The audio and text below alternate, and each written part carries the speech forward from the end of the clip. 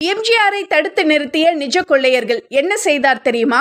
எம்ஜிஆர் பொதுவாகவே கார்ல தான் நிறைய இடங்களுக்கு போவாரு. அதுவும் நைட் டைம் டிராவல் தான் அவருக்கு வசதியாகவும் இருந்துச்சு. அப்படிதான் ஒரு நாள் கார்ல பயணம் பண்ணியிருக்கிறாரு. அப்ப நடுக்காட்டுல நடு ரோட்ல வெள்ளி பாத்திரம் ஒண்ணு கிடக்கிறத பார்த்த டிரைவர் எம்ஜிஆர் கிட்ட சொல்ல, அவரும் கீழே இறங்கி அதை எடுத்துட்டு வா, போற வழியில போலீஸ் ஸ்டேஷன்ல ஒப்படைச்சிடலாம் அப்படின்னு சொன்னாராம்.